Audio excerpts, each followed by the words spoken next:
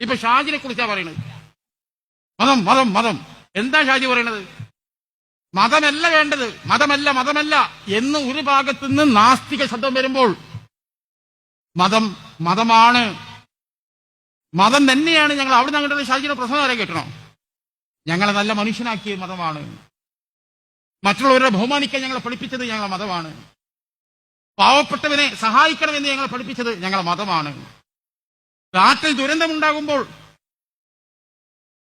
അവിടെ രക്ഷകരായി ഓടിയെത്തണം എന്ന് ഞങ്ങളെ പഠിപ്പിച്ചത് ഞങ്ങളെ മതമാണ്. അതെങ്ങനെ വർഗീയതാകാം?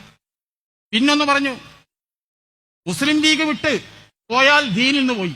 അങ്ങനെയല്ല പറഞ്ഞു. മുസ്ലിം ലീഗും കോൺഗ്രസും വിട്ട് നിങ്ങൾ CPM-നോടൊത്ത് നിന്നാൽ നിങ്ങൾ വിശ്വാസത്തിന്റെ പരിസരത്ത് നിന്നാ പോകുന്ന ഷാജി പറഞ്ഞു. അല്ല, ലീഗിൽ നിന്ന് പോയാൽ ദീനിൽ നിന്ന് പോയി എവിടെയും പറഞ്ഞിട്ടില്ല.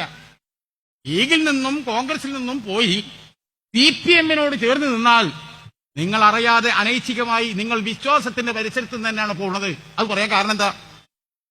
കാരണം KT ജലീലിനെ പോയ ആളുകൾ നമ്മളെ കൂട്ടത്തിൽ നിൽക്കുമ്പോൾ ഒരു കുഴപ്പമില്ലായിരുന്നു. അങ്ങോട്ട് പോയപ്പോ എന്ത് സംഭവിച്ചു? EMS-ഉം മഹാത്മാഗാന്ധിയും AKജിയും ഇല്ലാത്ത AK ഗോപാലനും ഇല്ലാത്ത സ്വർഗത്തിൽ എങ്ങനെ ഞാൻ പോകുന്ന ചോദിക്കുന്നത്? അങ്ങനെ ഒരു ചിന്ത അയാൾക്ക് അവിടെ പോയപ്പോ കിട്ടിയതാ. അത് ഓരോ രാഷ്ട്രീയ പശ്ചാത്തലത്തിൽ ഓരോരുത്തരുടെ തലതിരിഞ്ഞ ഇത്തരം പൊട്ടം വർത്താനം വരുമ്പോൾ അതിനെ ആസ്പദമാക്കി നടത്തിയ പ്രസംഗം, ആ സാഹചര്യം പറയാതെ ആ പ്രസംഗത്തിലെ വാക്കുകൾ മാത്രം എടുത്തു പറയാ. ഷാജി പറഞ്ഞിട്ടുണ്ട്. എന്ത് ന്യായമുള്ളത്? അതും ഭീതി ഉണ്ടാക്കാൻ പറയാണ്.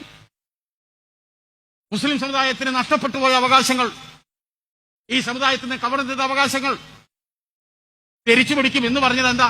മറ്റു സമുദായങ്ങളുടെ മേലെ കുതിര കയറുന്ന ഷാജി പറഞ്ഞോ? വേറെ മതസ്ഥരെ വേദനിപ്പിക്കുന്ന ഈ വെള്ളാപ്പള്ളി പറഞ്ഞതുപോലെ ഹിന്ദുവിനെയോ ക്രിസ്ത്യാനിയോ വേദനിപ്പിക്കുന്ന ഒരു വാക്ക് ഷാജിന്റെ വായിന്ന് വന്നെന്ന് വരാരും പറയും. സ്വന്തം സമുദായത്തിന് വേണ്ടി പറഞ്ഞോളി. നമ്മുടെ സമുദായത്തിന് നഷ്ടപ്പെട്ട എന്താന്ന് തിരിയാത്ത നിങ്ങൾക്ക് മാത്രമേ ഉള്ളൂ. ഇല്ലേ സച്ചാർ കമ്മീഷന്റെ ആനുകൂല്യം ഇന്ത്യയിലെ എല്ലാ സ്റ്റേറ്റിലുണ്ട്, BJP ഭരിക്കുന്ന സ്റ്റേറ്റിലുണ്ട്. കേരളത്തിൽ ഇല്ലാതായി. ആരില്ലാതാക്കി? ഒരു സംവാദത്തിന് നിങ്ങൾ തയ്യാറുണ്ടോ? അത് സമുദായത്തിന്റെ ലോസ് അല്ലെങ്കിൽ മറ്റെന്താണ് അതിന് വിളിക്കേണ്ടത്? അത് പറയും. അത് സമുദായത്തിന് നഷ്ടമില്ലെങ്കിൽ പിന്നെ മറ്റെന്താണ്? കേരളത്തിൽ അതില്ല. അതുപോലെ തന്നെ നിങ്ങൾ ഓരോരോ അംഗവൈകല്യം വന്നവർക്ക്, വൈകല്യമുള്ളവർക്ക് അവർക്കൊക്കെ സംവരണം എന്ന് പ്രഖ്യാപിക്കുന്നു. എന്നിട്ട് ആ സംവരണം ഏത് പൂളിൽ നിന്ന് എടുത്തു കൊടുക്കുന്നത്? മുസ്ലിമിന്റെ പൂളിൽ നിന്ന്. 12% സംവരണം ഉണ്ടായിരുന്ന മുസ്ലിം സമുദായത്തിന്റെ സംവരണം ഇന്ന് 8 കിട്ടുന്നില്ല. അത് നഷ്ടമല്ലേ? നമ്മളെ വിദ്യാഭ്യാസ സൗകര്യങ്ങൾ നോക്കി. ഒരു സ്കൂൾ ഇവിടെ വന്നു മലപ്പുറം ജില്ലയിൽ 10 കൊല്ലമായില്ല നമ്മൾ നികുതി കൊടുക്കണില്ലേ? ഇവിടുത്തെ ജനസംഖ്യ അനുസരിച്ച് മനുഷ്യർ പഠിക്കാൻ സ്കൂൾ വരുന്നുണ്ടോ? ഇനി സ്കൂളിൽ ഞാൻ പോട്ടെ, ഒരു സ്കൂളിൽ ബാച്ച് അനുവദിക്കുന്നുണ്ടോ? നമ്മളൊക്കെ സ്കൂളിൽ പഠിച്ചത് 10ാം class A, 10ാം class B, C, ഇതൊക്കെയാണ് ഡിവിഷൻ. അതാണ് ഡിവിഷൻ എന്ന് പറഞ്ഞാൽ. നാട്ടിൽ കുട്ടികൾ വർദ്ധിച്ചു കഴിഞ്ഞാൽ 1ഓ 2ഓ ഡിവിഷൻ ഉണ്ടാക്കാനുള്ള സ്വാതന്ത്ര്യം അതാത് കാലത്തെ സർക്കാരുകൾ നൽകുന്നതാണ്. 10 വർഷമായി മലപ്പുറം ജില്ലയിൽ ഒരു ഡിവിഷൻ തരില്ല. നിങ്ങൾ എന്താ പറയണത്? നിലവിൽ 50ഉം 60ഉം വിദ്യാർത്ഥികളുണ്ട് ക്ലാസ്സിൽ.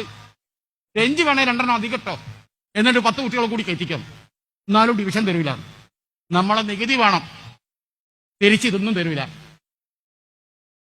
സ്കൂളും ഡിവിഷനും തരില്ല. കള്ളിഷാപ്പ് എത്ര വേണം? എത്രയും തരും. മനസ്സിലാക്കണം. നാട് മുഴുവൻ അനുവദിക്കപ്പെട്ടത് ഒറ്റ ക്ലാസ് മുറി തരില്ല. മലപ്പുറം ജില്ലയിൽ വ്യാപകമായി ബീവറേജ് ഔട്ട്ലെറ്റുകളാ. മനസ്സിലാക്കണം. അതാണ് SNDP-ന്റെ ശ്രീനാരായണ പ്രവർത്തകർ പറഞ്ഞത്. SNDP-ക്കാർ ഇതുവരെ സ്കൂളിൽ ചോദിച്ചിട്ടില്ല. ചോദിച്ചത് മുഴുവൻ ബാറ. വളാഞ്ചേരിയെ കൊടുത്തു, കോട്ടയ്ക്ക് കൊടുത്തു, ഒക്കെ ഈ നടേശൻ ബാറാണ് ചോദിക്കണേ. സ്വാശ്രയ കോളേജുകൾ ആന്റണി പ്രഖ്യാപിച്ചു. ഒന്ന് ഞങ്ങൾക്ക് വേണമെന്ന് SNDP പറഞ്ഞ ഒരു അപേക്ഷ പോലും കൊടുത്തിട്ടില്ല. ചോദിക്കുന്നത് മുഴുവൻ എന്താണ്? ബാറ. ഈ നാട്ടിൽ അനുവദിക്കപ്പെട്ടതും ബാറാണ്. ഈ നാട്ടിലെ വിദ്യാഭ്യാസ സൗകര്യങ്ങൾ നിഷേധിക്കുന്നു. ബാച്ച് അനുവദിക്കുന്നില്ല, പുതിയ സ്കൂളുകൾ അനുവദിച്ചിട്ടില്ല. അത് കോമ്പൻസേറ്റ് ചെയ്യപ്പെടണ്ടേ? സ്വന്തം സമൂഹത്തിന്റെ അവകാശങ്ങൾ അവർക്ക് വാങ്ങിക്കൊടുക്കണം എന്ന് പറഞ്ഞാൽ എങ്ങനെയാണ് വർഗീയവാദമാവുക? അതാ ഞാൻ ചോദിക്കുന്നത്. മറ്റു സമുദായത്തിൽ നേരെ തട്ടിക്കേറിയ ഏതൊരാളെങ്കിലും കാണിച്ചിരി നമ്മളെ പാർട്ടിയിലുണ്ടോ? നിങ്ങൾ പറയും. ഏതോ ഒരുത്തൻ തലയിരിഞ്ഞ മുദ്രാവാക്യം വിളിച്ച് കാഞ്ഞങ്ങാട് അമ്പലനടയിൽ കെട്ടിത്തൂക്കുന്നു പറഞ്ഞു. അവൻ വിളിച്ചതേ ഓർമ്മയുള്ളൂ. പിടിച്ച് പുറത്താക്കിയവനെ. ഓനെ പോലീസ് പിടിച്ചിട്ടുണ്ടായി. ഓനെ ഒരു വക്കീലിനെ വെക്കാൻ, ഓനെ ജാമ്യം എടുക്കാനൊന്നും ഞങ്ങളാരും പോയില്ല. അത്തരം വൃത്തികെട്ട മനസ്സുള്ളവർ ഈ പ്രസ്ഥാനത്തിൽ വേണ്ട തീരുമാനിച്ചു. തിരിച്ച്